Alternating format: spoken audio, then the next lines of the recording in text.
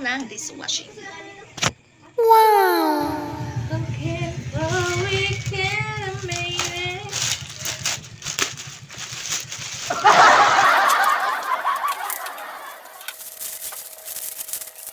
Dishwashing. Wow! Hindi ka naman nahihirapang gumawa kasi may instruction. Ayan, SAE.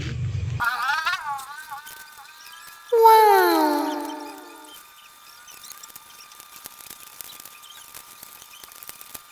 Sunod ang surfactant.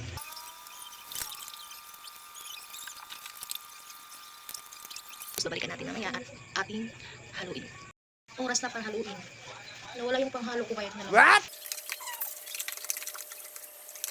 Kailangan kasi tunaw lahat ng ingredients.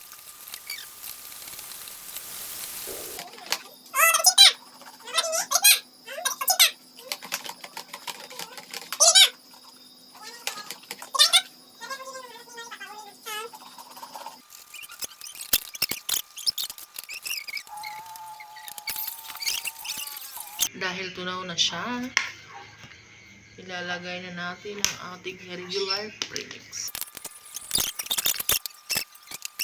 Halo again. Halo-halo lang. Ayan ang paghalo-halo niya sa iyo. Charis!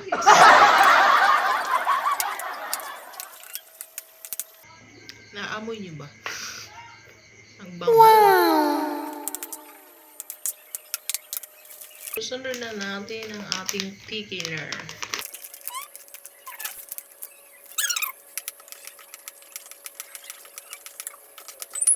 Ubusin namin siya.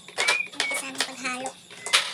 Tapos, unti-unti mo siyang mararamdaman na nangangalay na yung mga kumain. Dahil sobrang bigat na yung nararamdaman na pili mo na talaga kaya mo paglaban. Ay!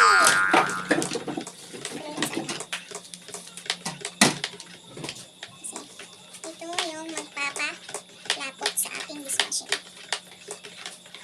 Halo-haloin natin.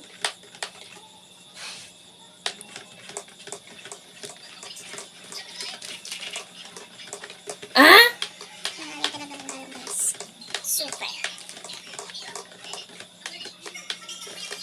Tapos utahan nyo lang na para bang kinalimutan nyo na. Aray ko! Huwag yun naman inutang. Basta marunong ka maglaya, diba? Kasi alam mo yung inutang mo eh. Hindi mo makalimutan yung utang ko. Kahit umabot pa ilang taon. Kaso may ibang tao na nagkaka-amiss siya na parang tuyo ka na sa kanila. Kahit may pera. Hindi ka babayaran hanggat hindi mo sisingilin. Aray ko. Mabigat na ang aking kamay. Ito yung pinakalas na ingredients. Kakangalan guys.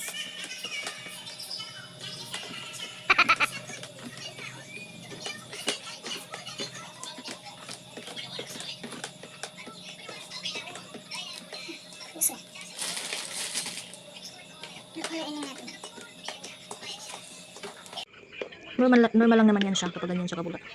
Kasi nga hinahalo natin. Kaya ba naman halo yung hindi ka maula? Charis. Ganyan ko siya. Nawala yung pang ano ko eh. Panghalo ko eh. Okay na lang. Di ba? Umabot na siya. Tapos, kailangan niyang magpahinga sa loob ng 24 hours. Di ba? Kasi hindi lang tao ang marunong magpahinga. Kahit yung dishwashing, kailangan din magpahinga. Kasi napapagod din sila. Charis. Halo-haloin lang natin siya guys. Hanggang sa mapagod ka na at hindi mo na kaya, tuluyan ka ng bibitaw. Aray ko.